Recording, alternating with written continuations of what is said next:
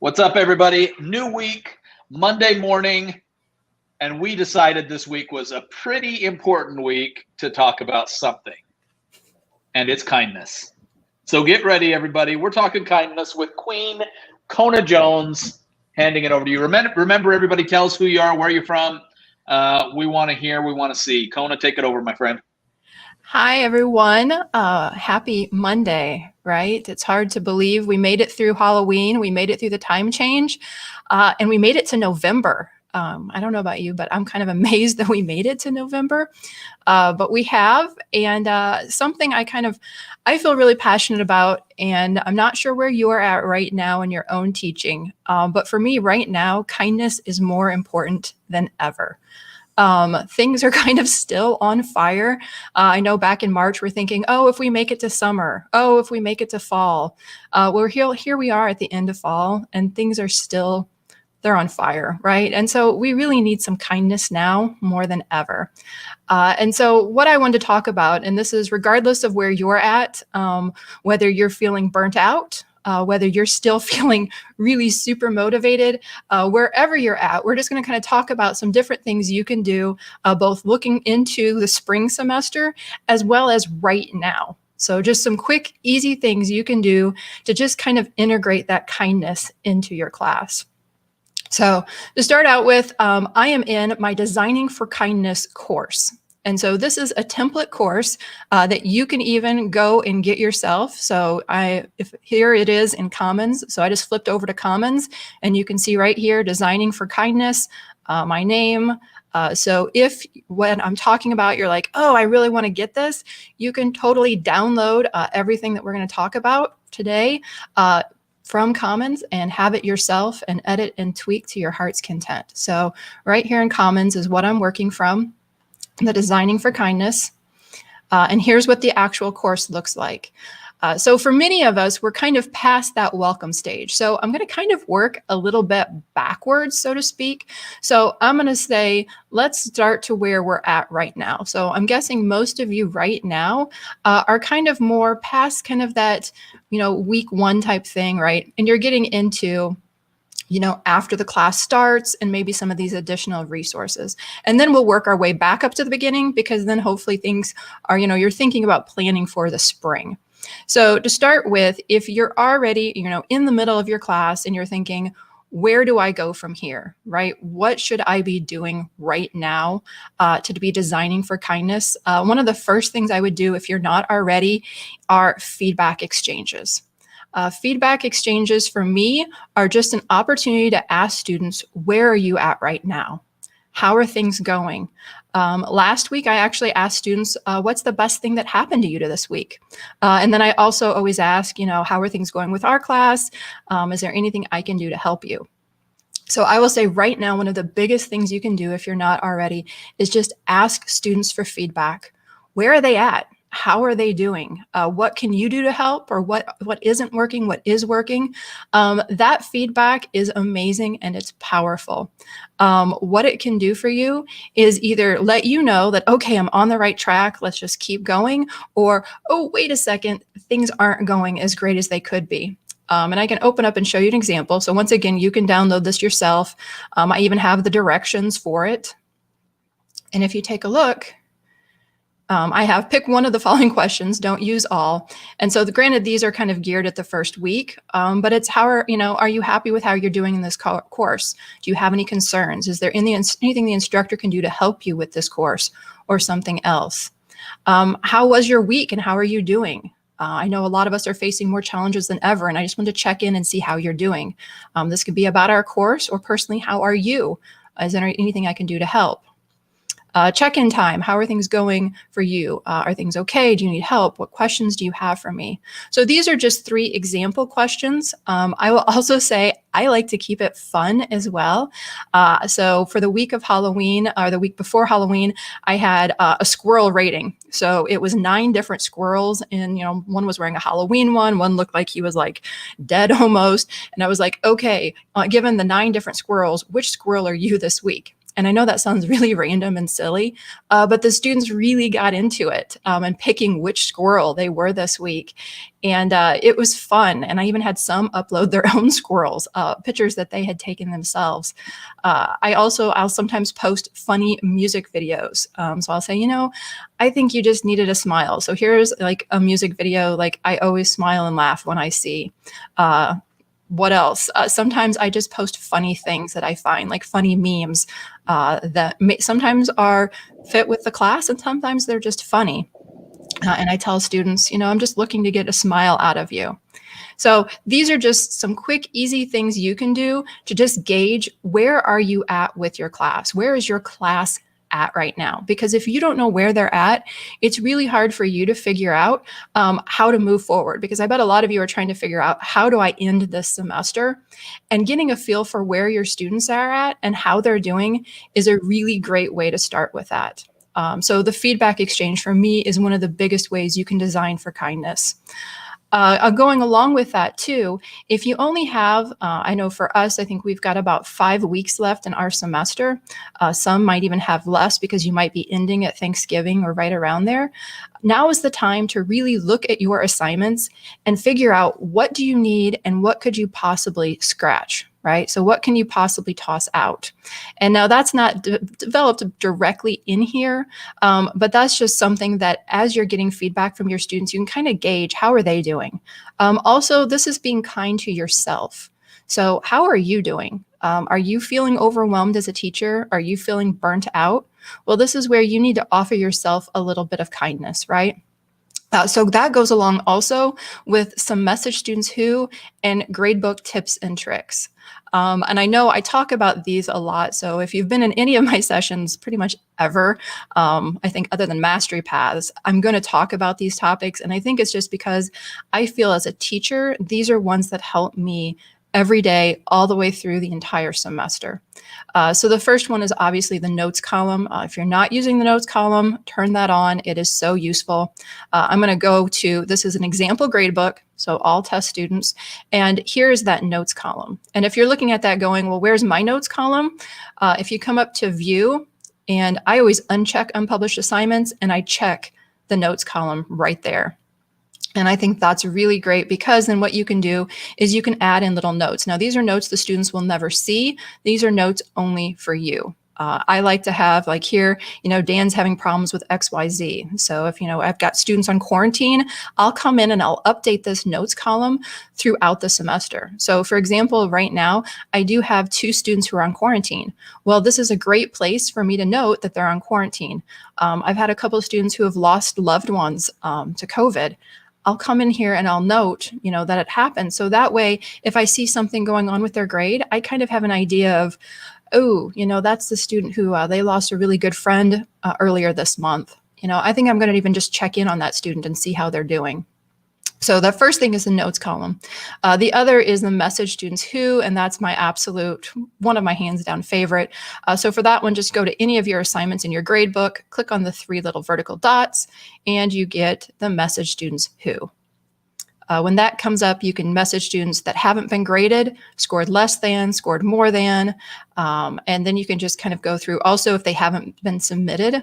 So for example, for this one, if I message students who, you're going to get the haven't been graded or haven't been submitted yet. So if you have students who aren't submitting work, you can quickly and easily just message them. Students don't see the other students, so this is an individual thing. Each student gets their own individual email, but it's super helpful to be able to remind students. So especially this time of year, one of the biggest things that I do just to kind of out of kindness, both to myself, because it's easier for me if all my students have submitted their work, and for the students, is to go ahead and just remind them. If we have a due date, in fact, my due dates are on Thursdays, Fridays, and Sundays.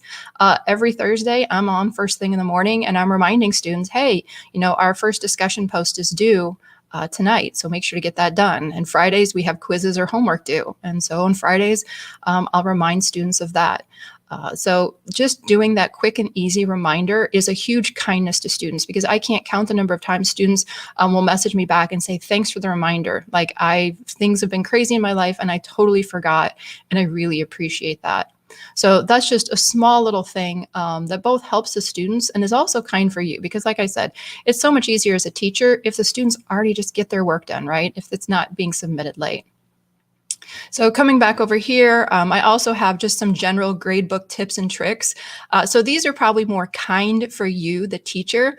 These are my kind of quick and easy ones. And so I'm going to go back over here. Also, if you download this from Commons, you're going to get, I actually have this almost 8-minute video where I talk through a lot of these. So if you're like, well, wait a second, I want more of this, because obviously I'm not going to do every little detail here. But I do have an almost 8-minute video where I talk through a lot of just, I think, great tips and tricks to help you be more efficient in using the gradebook. And for me, that's a huge kindness as a teacher, is just being able to be more efficient with using the Canvas gradebook. I am a huge fan of the Canvas gradebook. I think it is super just, for me, I can arrange it any way I want it. It's easy, quick to find things, to message students. So one of my big things that I really like is the view and the arrange by. Many of you leave it in that default order, and oh my gosh, there's so many other things you can do. So for me, I love to have it either due date, and I like to have oldest due date to the newest due date, or module. And I like the module because it will literally put it in the exact order that it is in for my modules. And that's even within the module, it goes in that exact order. And so for me then, as I'm scrolling through, I can see week by week what the students are working on. And like if a student hasn't done something, I can see they haven't done something for that entire week. So instead of, you're scrolling through and you're getting maybe this assignment group and that assignment group, it's so much more efficient. It's just, for me, come through, play around with these. You can always switch it back to default order or to any other order you want, but I would come through and I would definitely play with those and figure out which way works the best for you. Because this is, for me, just being kind to yourself, right? Because it makes your life quicker and easier. Also going to filters. If you've got different assignment groups that you sometimes like to look at things by, different modules, different sections of students, student groups, set up these filters. And then all across here, you can just come and you can select whatever assignment group, whatever module you want to look at, whatever section, whatever test group. And then you can see the grades for just those things. And for me, when I'm trying to maybe quickly give some students feedback, or I want to see for this one assignment group, how are students doing? This makes life so much easier. So these filters, oh my gosh, I love playing around with the filters. Hey, Kona. Yes. Let's take this question from Debbie on Facebook. Does what you are changing now affect how students view their grades? No, and that's a really good question. You can play around in the gradebook, and as long as you don't change an actual point value on something, so as long as you don't come in and change a student's grade, none of this actually changes anything on the students. So yeah, this you can play to your heart's content. And maybe that's not awesome, because maybe you're like, well, shucks, I want students to see it a little bit differently. But no, this doesn't change how the students view it. It only changes things for you. But I'll be honest, I kind of like that, because I think students should get to pick, kind of how they view things. And if I want students to see things a certain way, then for me, I'll just kind of take a snapshot of that. So I'll kind of change things around so that I can see it, then maybe take a screenshot and send a student, here's what I'm seeing for your grades, or here's what I'm seeing. But nope, you can change anything you want in here, and it is only for you unless you actually change a grade here. Awesome. Something else that I love is this total column. So if you didn't notice, I have the total column moved right next to the students' names. And for me, that makes life so much easier, because I want to see the name, right? And what their grade. And then maybe I even want to organize. Maybe I want to sort my students from low to high, because I want to see, well, which students aren't doing the best. Well, instead of having to scroll across or anything like that, I've got that total column right here. So if you're not seeing that, what you're probably seeing is this, right? And then you have to scroll all the way across to this total column, which I don't have very many assignments because it's just the sandbox course. And you can see I kind of went through and was playing around here. But if you want to change that, all you would do is come over to that total column, click your 3 dots, and move to front. And I will say, once again, that is an amazing time saver that just makes your life easier. Other things that I absolutely love, and this is once again kind of grading focused, but I figure right now that's where a lot of faculty is really focused on grading and doing that type of grading. And so to be kind to yourself and to your students is if you just click on the name of a student, you're going to get this context card popping out here. I think it's, they refer to it as a grade tray, but it's kind of similar to the context card in that you're going to get, your student's profile, their name, if you want to mail them. And this is what I love. You could be sitting here looking at their grades or looking at what they're missing, and then just click right here, and you can message that student right from the gradebook. And for me, that's huge. That's a time saver, and it allows you to directly give that feedback to the student, whatever it is. The other nice thing, since I am in the gradebook, I had just saw that, this student's name, they want to go by Liz. So that way, when I'm starting to email them, I can email them and use the name that the student would like me to use. You can also get to the student's grades. You can see their last login. You can go to new analytics, which is going to give you a lot of information, their last graded assignments, participation, and page views. So you can get a ton of information that will really help you when you're trying to reach out and connect to students and trying to help students. This is kind of you being kind to yourself and the student, because you're getting so much information in one place, and then you can message the student right here with that information, either saying, hey, I noticed, things aren't going well. What can we do to kind of get you back on track? Or, hey, you're doing awesome. Congratulations. I'm impressed with how amazing you're doing. So right there, those are some of my quick things that I really think right now can be super useful for faculty. So coming back over here, you can see these are just kind of the teacher resources. So right now, main tips are asking for feedback, right? So ask for feedback, consider where you're at in the course, consider how your students are doing, and think, can I cut anything potentially out of my course? Maybe even could you give students the option of, you could do a paper or you could do a presentation on this. You could do a paper or you could do a PowerPoint. You could do a video. So can you give some students some options on the assignments that they have left? Or could you potentially maybe, get rid of maybe some of the smaller ones that you're duplicating the work in another assignment? So feedback, can you cut anything or make it a little bit more student choice? And then definitely right now with the notes, the message students who, and just making that gradebook easier. So for right now, I think those are probably the top things for this time of the year for most of you in terms of how to be kind to your students, how to be kind to yourself. Now, if you're thinking ahead and you're thinking, okay, I'm going to be ready for spring, right? So maybe fall maybe caught you off guard, or maybe you are just trying to pull things together for fall the best that you absolutely could. And now you're ready. Like, okay, this is spring and I'm going to come into spring and I'm going to be prepared. So things that you can do to be prepared. First of all, before class even starts, add just a welcome email. And I do this normally at least a week, sometimes even 2 weeks before the start of the semester. And if you open this, because remember, you have access to all of this, I've got let students know basic information about the course, the textbook, what to expect, specific technology they might need. There's nothing worse than a student starting class and then realizing, they really needed XYZ technology that maybe doesn't work on their specific type of computer. For example, my students have to use Minitab, and that doesn't work on Chromebooks. So for me, it's super important for me to let students know, if you have a Chromebook, you need to get on campus ASAP and get one of our rental computers, or one of our just loaner computers, so that way you've got a computer that will be able to run this technology. So also, if you want to send this out through Canvas, you have to publish your course first. So throw that one out there. And also consider opening up your course early to students, so that way they can kind of start taking a look and work it. Just take a look, right? And that's kind of the kindness to them, so that way they can kind of get mentally prepared.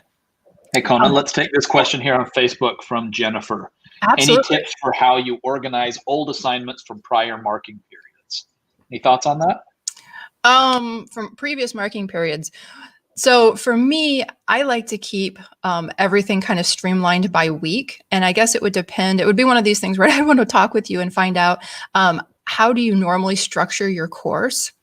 Also, depending, I know in some cases you can archive old assignments, but I think that's more of a K-12 thing, and that has to do with the different grading periods and where they can kind of like take a grading period and archive it. I'm in higher ed, so I'm aware of that feature, but I don't use it a whole lot. Otherwise, what I do is like I would have week one. In fact, here is my example course. So here, I have a week one, a week two, a week three.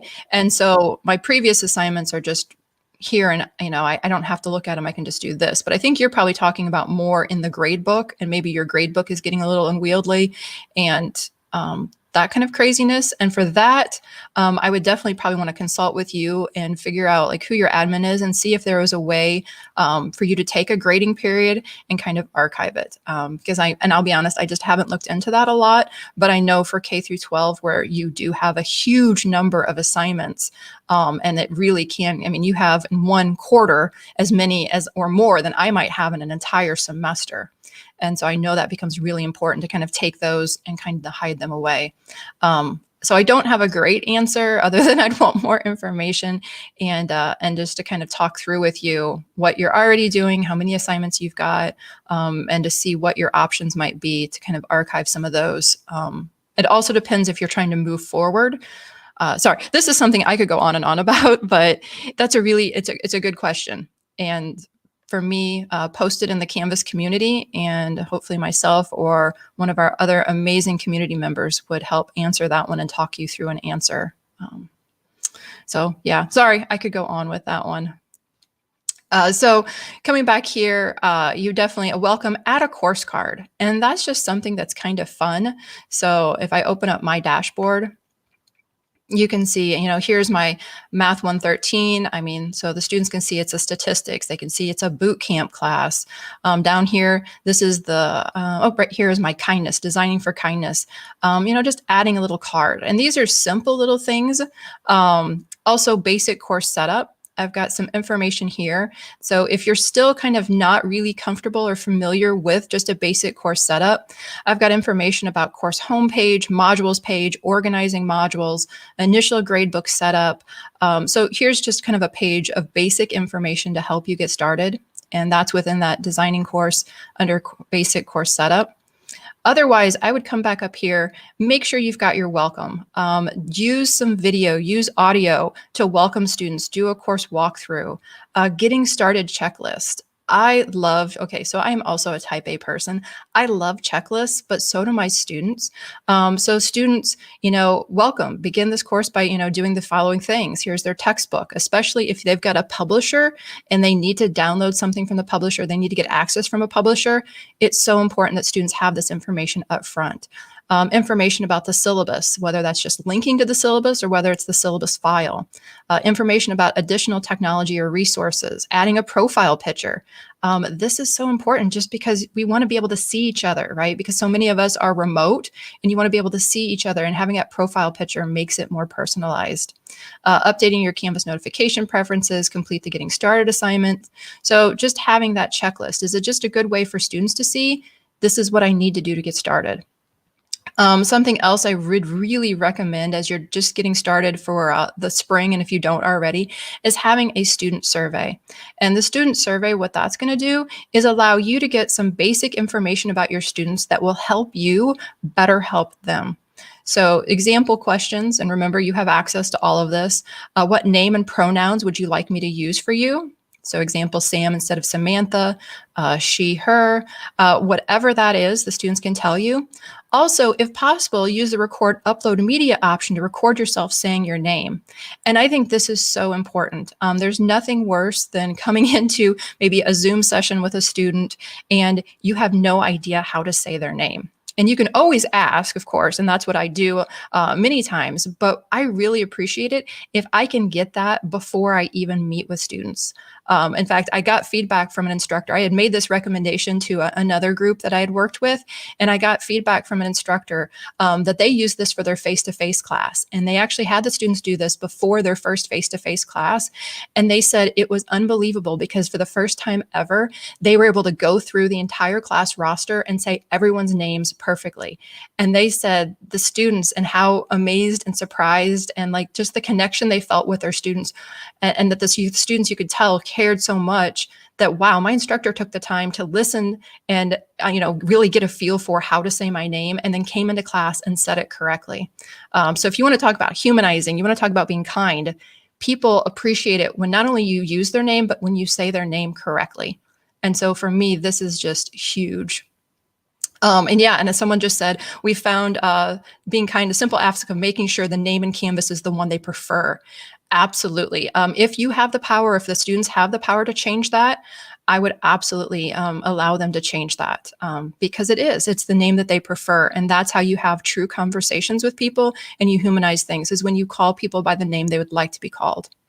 Also, if I need to get in touch with you, which is the best way to do this. So we'd like to hope that students are obviously checking their Canvas inbox, but if not, and I really need to get a hold of a student, I'd really like to know the best way to get in touch with that student. What type of computer technology will be used to work on our course? How reliable is your internet access? I myself have sometimes to not at all reliable. And not only do I teach online, but I'm the director of online learning at my college. And that's my internet access at home. And so this is really important, though, to know ahead of time that, hey, my students, some of them don't really have that great of internet connection. And then maybe that can help guide what tools or what resources you're using. So, if the majority of my students don't really have reliable internet, well, then maybe you shouldn't be doing a lot of live sessions. Or if you do the live sessions, maybe you need to make sure you record them so students can come back and watch them later. Or maybe you decide not to use certain technologies because students just don't have that reliable internet access. Asking students, do you have any concerns related to technology or devices? What's your backup plan if you have issues? Do you have access to a working printer? This one is huge right there. In the past, I never even thought about asking that question, but now it's become a huge issue for a lot of my students. Even in our course, we use Zoom, a live video conferencing tool. As part of our Zoom sessions, we will regularly use breakout rooms so you can talk and interact in small groups with your peers. How comfortable are you with the idea of interacting with your peers in this format? If you don't feel comfortable with this format, is there anything that would help make you feel more comfortable? So just kind of letting students know up front that this is going to take place, and then asking students, being kind and asking them, what can I do to help you be more comfortable? And they might say nothing. Maybe it's just, it's a social anxiety and there's nothing you can do. But I tell you what, the student's going to appreciate that you even took the time to ask and that you cared to see if there was something that could be done to help them with that. And then is there anything that you can think of that might prevent you from being successful in this course and that you would like to share with your instructor? And this is a completely confidential. I make sure and tell students that that this is completely confidential, and you get so much super useful information that can help that you then guide your class in terms of the types of assignments, the things that you're asking them to do, but also your interactions with your students. This is also where I take information I learn and go right back over to that gradebook, and I put it in the notes column. Right. So what's use is, don't ask a question, I say, unless you're going to do something with the answer. And so I make sure whatever questions I ask, I then add the information that I feel is important into that notes column. I then make sure that I make good use of that information. So students know they're not just giving it to me for the sake of giving it to me. Also, goals for the course. I love asking students what their goals are. I think it's really important just from day one to ask students, what are your goals? What do you want to get out of this course? Because if they don't know why they're there, and if they can't articulate what they want to get out of the course, then it's going to be really hard, for the whole semester for them to remember, why am I working so hard in this course? Why am I doing this homework? And so if you know what their goals are, and even if their goal is just, I need to pass this class because I need one more math credit, well, at least that's what their motivation is. Or if I need to pass this class because I need it for my nursing degree. All right, whatever that is, you understanding that is going to help when you're interacting with the students, but it's also going to help keep the students focused. I actually ask my students for their goals at the beginning.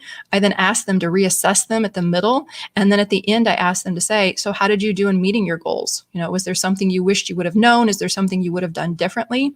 And then I ask them, moving forward, what are you going to do to help better reach your goals in the future for your different assignments, your different, courses?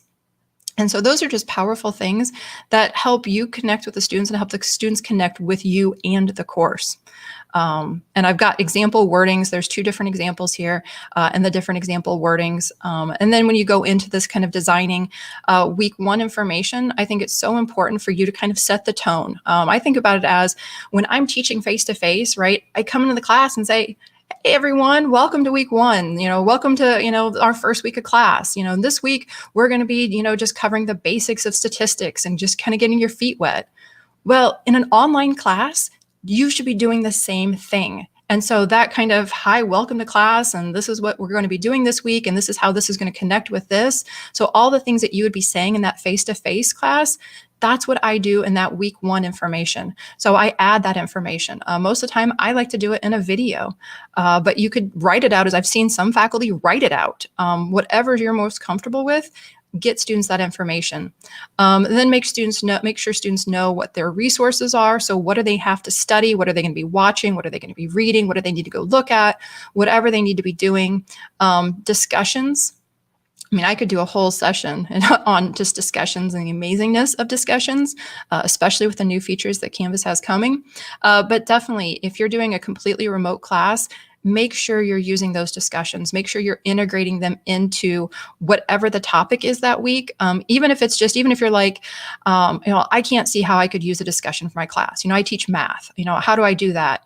Even if your discussion is just, what's the muddiest point for this week?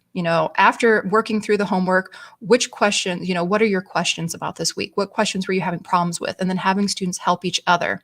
Right? So it doesn't have to be, what you might consider a typical discussion question. You just need to give students the opportunity to interact with each other and for you to be able to see where they're at and how they're doing, and for you to potentially interact and engage with them.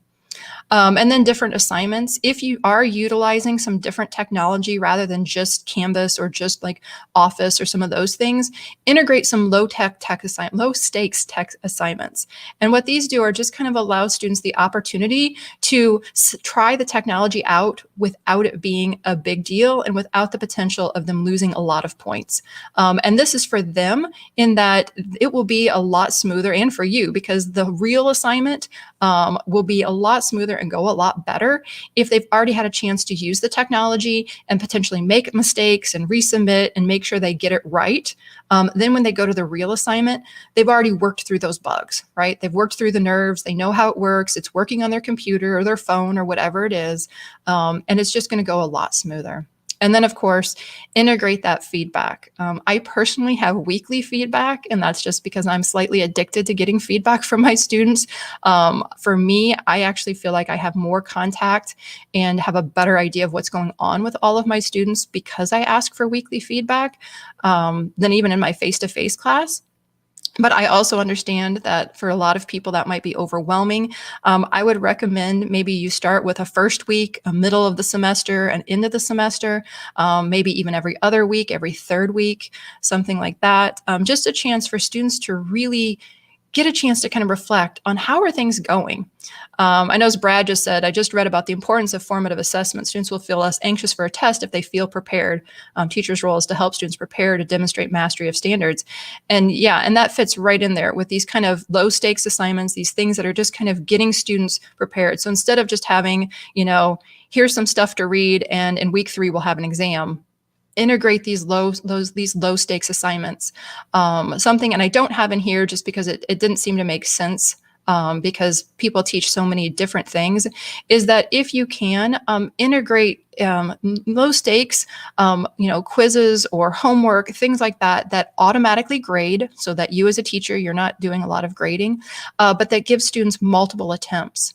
I like to call it, don't have a lot of one and dones. When I have a lot of one and dones, the students weren't really learning. They were cramming, and if they did poorly, then it was like, oh well, I didn't understand it, I'm done. But when I started allowing them chances to do multiple attempts, that's where I started getting feedback from the students that they really appreciated having those multiple attempts, because it gave them a chance to kind of figure out what they did wrong the first time and then come back and fix it for the second time, or even potentially the third time. So anytime, and I think that's a wonderful kindness. I actually do that with my assignments as well. I teach statistics and things build. And if students aren't understanding something in week 1, and if they don't get it in week 1, they're not going to do any better in week 2. So I would far rather students have the opportunity to go back and make up, and go through and figure out what they did wrong and then resubmit. And so then that way I know they understand it and they're going to be prepared for week 2, then week 3 as we move on. So, and that's just something I do. I teach statistics and it works for me. I know a lot of our English faculty do some similar things where they're giving that ongoing feedback. So that way when students get to the big paper or get to, in my case, the big project, they already feel confident and they already feel good about what they're doing because they've been given feedback and given an opportunity to make changes and corrections as they've worked through that learning process. So that's also my plug for give students, give them opportunities to try out what they're learning and then give them feedback on how they're doing and allow them to kind of assess that and think about it.